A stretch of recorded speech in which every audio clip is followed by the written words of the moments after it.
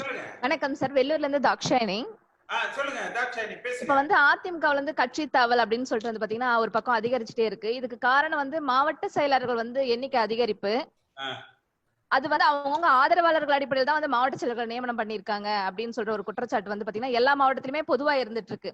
இப்ப வந்து பாத்தீங்கன்னா ஆர் லட்சுமணன் அவர் முன்னாள் எம்பி அவர் கூட வந்து பாத்தீங்கன்னா இப்ப வந்து கட்சி தாவல் வந்து நடந்திருக்கு. இதுக்கு காரணம் வந்து அவர் சி வி சண்முகம் அப்படின்ற ஒரு குற்றச்சாட்டு வந்து அந்த இடத்துல ரொம்ப பரவலா பேசிட்டு இருக்காங்க. வெள்ளூர்லயும் அப்படி வந்து பாத்தீங்கன்னா முன்னாள் சுகாதார அமைச்சர் வந்துட்டு விஜய் அவர்கள் வந்து அதே மாதிரி கட்சி தாவல் வந்து நடந்திருக்கு. அதுக்கு வந்து இங்க இருக்கிற மினிஸ்டர்ஸ் தான் அதுக்கு காரணம். இவங்க வந்து வளர்ந்துட்டாங்கன்னா நாம வளர மாட்டோம் அந்த மாதிரின்னு சொல்லிட்டு இரு கட்சிகளுக்கு நீயா நானா அப்படிங்கிற போட்டி மாறி கட்சிக்குள்ள இந்த பூசல் அதிகரிப்பு அப்படிங்கிறது வந்து எல்லா இடத்துலயும் பரவலாவே இருக்கு. இதுக்கு இன்னொரு ஒரு பக்கம் அப்படின்னு பாத்தீங்கன்னா பப்ளிக்ல அதிகமா வந்துட்டு இப்ப இபிஎஸ் ஓபிஎஸ் அவங்க இருவரும் வந்து அவங்க சைடுக்கான ஆதரவாளர்களை உருவாக்குறதுக்காகத்தான் நிறைய வந்து மாவட்ட செயலர்கள் உருவாக்கி இருக்காங்க. அதனால அப்படின்னு சொல்லிட்டு இருக்காங்க. இதனால நிறைய பேர் வந்து கட்சிக்கு உண்மையா உழைச்சவங்களுக்கு எல்லாம் வந்து பொறுப்புகள் இருக்காங்க அப்படின்ற பல வகையான குற்றச்சாட்டுகள் வந்து இருக்கு. அந்த மாதிரி இருக்கிற பட்சத்துல நிறைய பலவீனம் தான் இன்னைக்கு வந்து பாத்தீங்கன்னா அதிமுக வந்து எழுந்துட்டு இருக்கு. உண்மையா வந்து கட்சிக்கு உழைத்தவர்கள் ஒதுக்கப்பட்டிருக்காங்க அப்படிங்கிற ஒரு குற்றச்சாட்டு வந்து எல்லா இடத்துலயுமே தமிழ்நாடு முழுக்கவே இது வந்து ரொம்ப பரவலா இருக்கு. இந்த மாவட்ட செயலாளர்கள் எண்ணிக்கை வந்து எதுக்காக வந்து அவ்வளவு தூரம் அதிகரிச்சிருக்காங்க? இது ஒரு மேனேஜ்மெண்ட் சிஸ்டம்காக பண்ணிருக்காங்களா இல்ல வந்து உண்மையிலே கட்சி ரீதியா அவங்க வந்து அந்த கூட்டணி தனக்கான ஒரு அதிகாரத்தை வந்து பலப்படுத்திக்கிறதுக்காகவும் தனக்கான மாவட்ட செயலர்கள் எண்ணிக்கையை பெருக்கிக்கிறதுக்காகவும் தான் செஞ்சிருக்காங்க. இதுல மேனேஜ்மெண்ட் சிஸ்டமே சரியா இல்ல. ஹலோ, சொல்லுங்கம்மா, கேக்குறேன், சொல்லுங்க. இப்படி வந்து பல்வகையான ஒரு குற்றச்சாட்டு வந்து இருந்துட்டு இருக்கு. இது ஒரு புறம் இருக்கிற பட்சத்துல இப்ப வந்து பாஜகவோட தமிழக தலைவர் வந்துட்டு எல்முருகன் வந்து நாங்க சொல்ற ஒரு ஆள் தான் அடுத்த முதல்வராவே வருவாங்க அப்படின்னு ரொம்ப பலமான ஒரு வந்து சொல்லிருக்காங்க. அதே ஆமாங்கிற மாதிரியான அவங்க செயல்பாட்டுக்குள்ள அதே வந்து ராதாகிருஷ்ணன் சாரும் அதே தான் அவங்க வந்து திரும்ப சொல்லிருக்காங்க.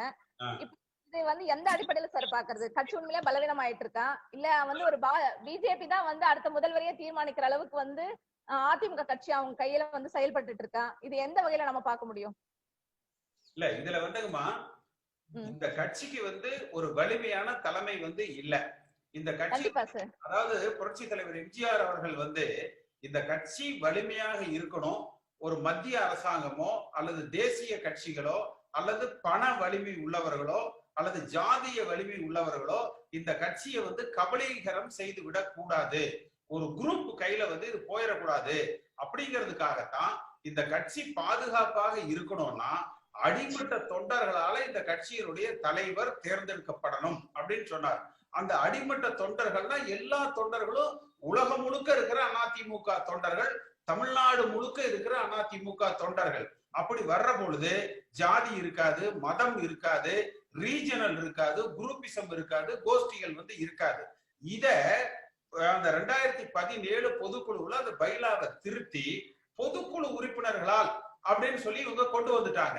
அந்த பொதுக்குழு உறுப்பினர்களை யார் நியமிக்கிறாங்க? EPS OPS நியமிக்கிறாங்க. அந்த பொதுக்குழு உறுப்பினர்கள் யாரை தேர்ந்தெடுக்கிறாங்க? EPS OPS தேர்ந்தெடுக்கிறாங்க. அந்த பவர் பாலிடிக்ஸ்ல வர்றதுனாலதான் இன்னைக்கு யார் முதலமைச்சருங்கிற இவங்களுக்குள்ள வருது. இது ஒண்ணு. ரெண்டாவது விஷயம், நீங்க சொன்னீங்க இல்லையா அமைச்சர் சி வி சண்முகம் பிரச்சனை.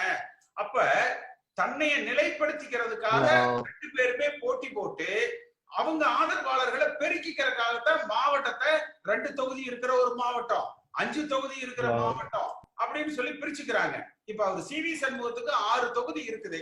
2 தொகுதியை பிரிச்சு லட்சுமணனுக்கு ஒரு மாவட்ட செயலர் கொடுத்திருந்தா அவர் போயிருக்க மாட்டார்.